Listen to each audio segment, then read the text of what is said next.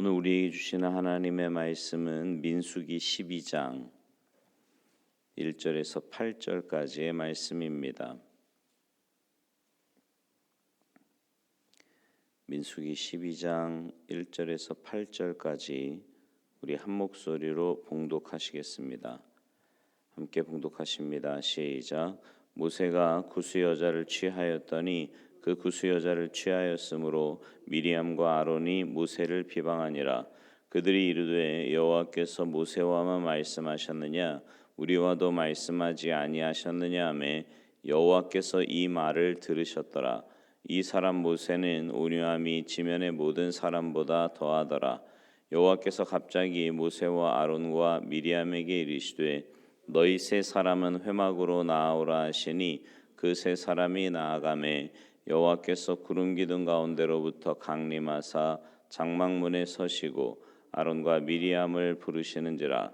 그 두 사람이 나아가매 이르시되 내 말을 들으라. 너희 중에 선지자가 있으면 나 여호와가 환상으로 나를 그에게 알리기도 하고 꿈으로 그와 말하기도 하거니와 내 종 모세와는 그렇지 아니하니 그는 내 온 집에 충성함이라.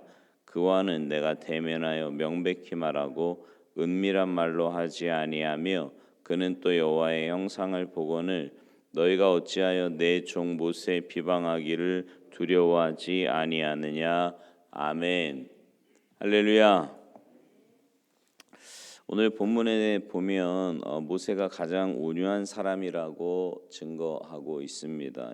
3절 말씀이죠. 이 사람 모세는 온유함이 지면의 모든 사람보다 더하더라. 이 온유가 기독교 신앙에서 굉장히 중요한 위치를 차지하고 있습니다. 우리 모두가 본받아야 할 예수님의 형상 중에 하나가 바로 온유지요. 나는 온유하고 겸손하니 이렇게 말씀하시잖아요. 오늘 본문에 보면 미리암과 아론이 모세가 구스 여인을 취한 것을 계기로 대항을 하는데 모세는 온유함으로 그 사건을 처리한단 말이에요. 어떻게 처리하는지 어떻게 대처하는지 함께 좀 살펴보려고 하는데요. 이 온유함이라는 게 약골이라는 말은 아닙니다. 모세는 온유했지만 굉장히 강인한 사람이었어요. 그는 바로왕 앞에 나아간 사람이었고요. 광야 40년을 견딘 사람입니다. 험악한 광야 생활을 하면서 나약한 사람이 그 광야 생활을 그렇게 보내진 않았을 것 같지 않습니까? 뿐만 아니라 그 40년 동안 광야의 40년 생활을 하면서 계속해서 반역하는 백성들을 인도하는 가운데 있습니다. 지금도 말이죠. 이 말씀을 할 때도 보면 지금 그러고 있는 중에 이런 일이 벌어지는 거예요. 여러분 사람이요 이렇게 누군가에게 이렇게 반역을 하는 것을 당한다는 게 이게 쉬운 일이 아니거든요. 근데 40년 동안 툭하면 그런 일이 일어나요. 툭하면 보통 사람 같으면 감당하기도 쉽지 않고 아마 병 걸려 죽었을지도 모릅니다. 근데 모세는 그 일들을 40년 동안 잘 감당해요. 보통 강인함으로는 그런 리더십을 발휘할 수가 없지요. 또 하나 온유함은 굴욕이 아니라는 겁니다. 어떤 강한 자가 자기에게 굴욕을 줄 때 아무 힘이 없어서 어쩔 수 없이 참고 당하는 게 온유가 아니다 말입니다. 세상에 살다 보면 여러 가지 공격에 시달리고 또 상대가 힘으로 밀어붙일 때도 있어요. 근데 그때 온유한 사람은 그냥 무조건 앉아서 당하는 것만을 의미하지 않습니다. 그에게 대응을 하는데 온유한 방식으로 대응을 하는 거죠. 근데 그게 뭘 뜻하는 걸까요? 온유한 자에게 있어서 제일 중요한 건 뭐냐면 하나님의 주권을 확신하는 거예요. 이게 제일 중요한 겁니다. 대적이 막 날뛰는 것도 어쩌면 하나님이 시키신 일일지도 모른다라고 생각을 합니다. 그러니까 미리암이 지금 막 저렇게 난리를 치는 것도 하나님이 허락하셨다면 내가 어찌할 수 없는 일 아닌가? 그렇게 생각하면 뭐 가만히 앉아서 당할 수밖에 없는 거죠. 사실 하나님은 선인을 통해서도 역사하시지만 악인을 통해서도 주님의 뜻을 이루어 가십니다. 물론 뭐 그 악인이 잘해서가 아니라 그 악인은 또 그 한 일에 대해서 징계를 받고 대가를 치르지만 어쨌든 하나님은 나와 함께 동역을 하는 사람들을 통해서도 역사하시지만 내 대적들을 통해서도 주님의 뜻을 이루어 가실 때가 종종 있어요. 혹자가 나를 괴롭히고 공격하고 엄청난 시련을 준다고 해도 하나님이 주권적으로 그것을 허락하셨다라는 겁니다. 근데 내가 자칫 과도하게 반응했다가는 하나님의 그 뜻에 반역하는 것이 될 수도 있고 하나님의 대적이 될 수도 있습니다. 그러니까 온유하고 잠잠할 수밖에 없는 거죠. 오늘 본문에도 보면 이후에 어쨌든 미리암과 아론이 모세의 권력 독점에 대해서 불만이 있었던 모양입니다. 2절에 보니까 하나님이 너 혼자 하고만 말씀하시겠느냐? 우리하고도 말씀하신다. 이러고 이야기를 해요. 그들은 하나님이 모세에게 주신 이 영적인 권위, 영적인 리더십에 지금 대항하는 겁니다. 인정하지 않는 거죠. 어쩌면 모세는 이 상황에서요. 비상 상황, 내일 이 뒷부분 말씀을 나누면서 이제 요 디테일한 감정적인 부분을 좀 한번 함께 여러분하고 좀 나눠보고 싶은데 오늘은 거기까지는 아니고요. 그냥 모세가 왜 그럴 수 있을 것 같지 않습니까? 이 비상 상황을 딱 선포하고 그리고는 왜 모세 주변에 그 따르는 사람들이 있잖아요. 지도자급들. 그 사람들 다 동원해 가지고 자기 권력 얼마든지 지킬 수 있었을 겁니다. 뭐 그러면 공동체는 쪼개지고 난리가 나겠지만 어쨌든 자기 권력 지키려고 마음 먹으면 얼마든지 그럴 수 있었겠지요. 근데 모세가 가만히 당하고만 있었던 이유는 뭐예요? 하나님의 주권을 믿었기 때문입니다. 하나님이 주권적으로 자기를 1인자 자리에서 쫓아내시고 아론과 미리암을 대신 세우실 줄 뭐 누가 알겠어요. 또 반면에 하나님이 주권적으로 자기를 계속 1인자로 지켜주실 때면 아론이나 미리암 그 외에도 어느 누가 아무리 극렬하게 날뛰더라도 뭐 그게 별일이겠습니까? 하나님이 지켜주시는데 모세는 그걸 잘 알고 있었던 거죠. 그래서 이렇게 대처하는 겁니다. 이게요, 이게 말이 쉽지만 정작 자기 일로 이렇게 딱 되면 하나님의 절대 주권을 인정하지 않으면 이렇게 할 수가 없어요. 수십 번 수백 번 말하고 싶은데 어떻게 가만히 있습니까? 네. 근데 모세는 뭐 그 사람 대적들의 음모, 뭐 미리악, 저의 이런 거 별로 크게 개의치 않습니다. 그런 거 쳐다보며 신경 쓰지 않고요.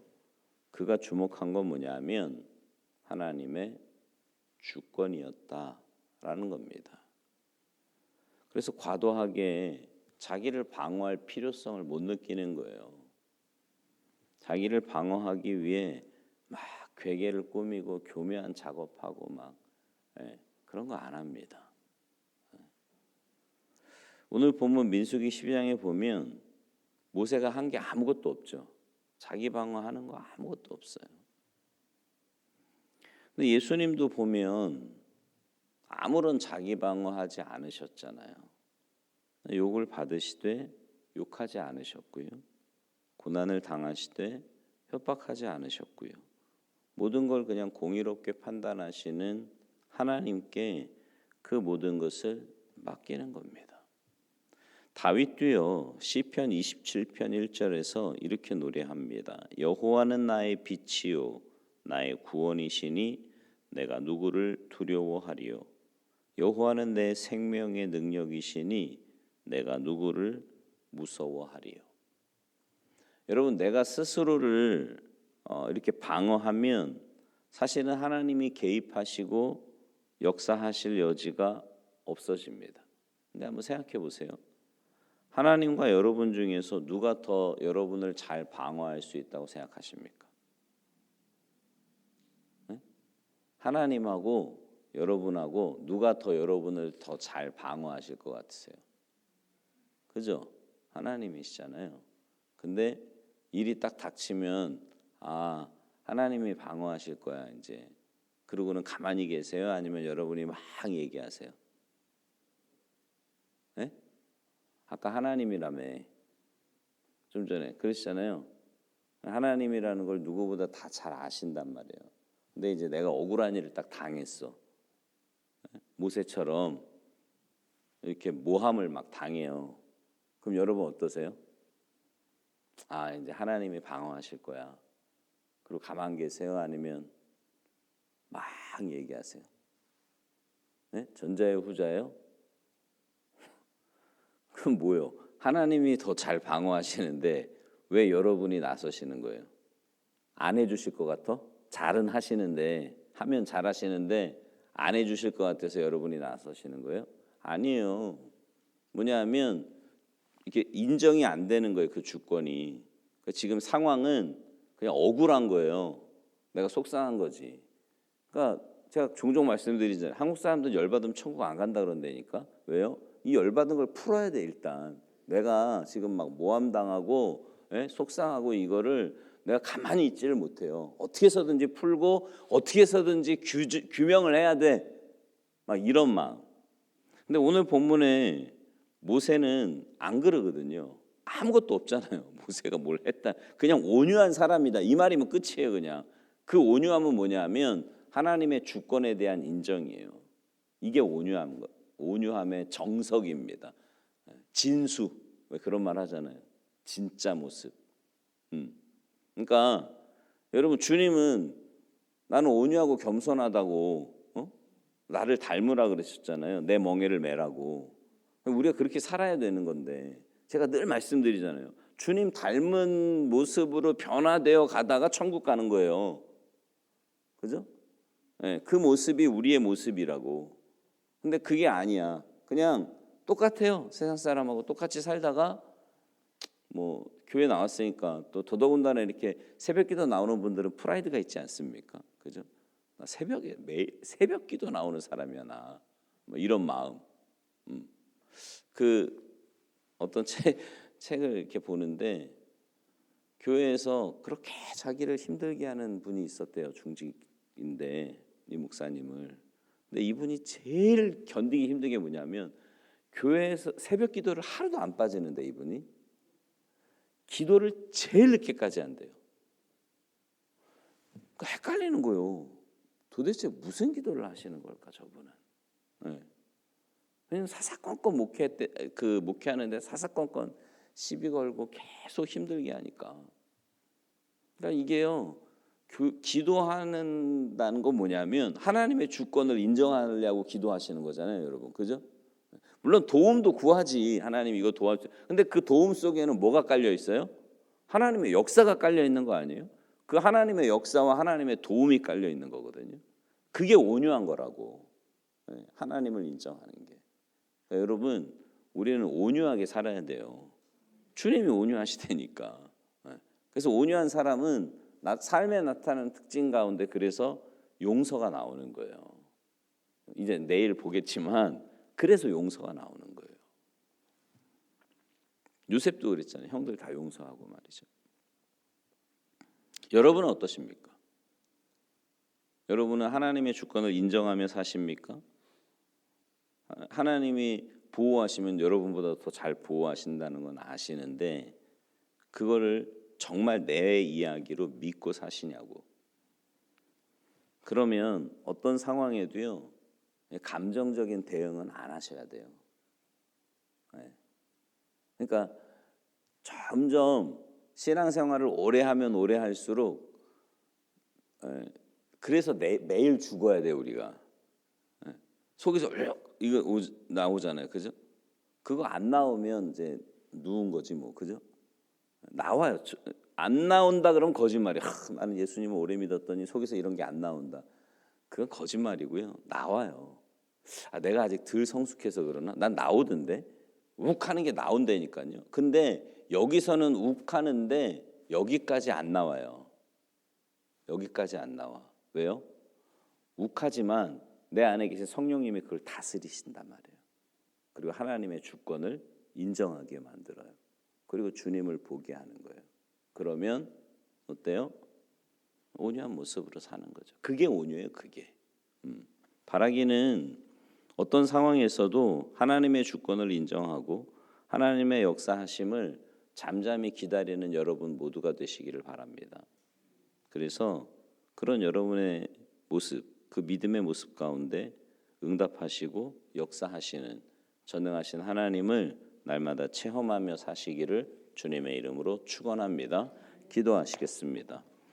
주님이 온유하고 겸손하셔서 우리가 그 주님을 닮아가야 하는데 여전히 내가 주인 되어서 내 감정대로 내 주권대로 살 때가 얼마나 많이 있는지 모르겠습니다. 하나님, 우리 안에 계신 내 안에 계신 성령님께서 내 삶의 주인이심을 늘 인정하며 고백하며 사는 우리가 되게 하시고 그런 우리의 삶의 모습이 때로는 내가 힘들고 어려운 상황 가운데서도 하나님의 주권을 인정하고 하나님이 하실 역사하실 그 일을 기대하며 잠잠히 하나님의 때를 기다릴 줄 아는 우리가 되게 하시고 그런 우리의 모습을 통해 우리가 있는 공동체가 성숙한 공동체가 되게 하시고 나를 통해 주님의 은혜와 사랑이 흘러가는 복된 공동체 되도록 주님 역사하여 주시옵소서. 오늘도 주님의 주권을 인정하며 주님의 도우심을 구하며 간절히 기도하는 주님의 백성들의 기도와 간구에 주님 응답하시고 역사하여 주시옵소서. 감사드리며 예수님의 이름으로 축복하며 기도하옵나이다. 아멘.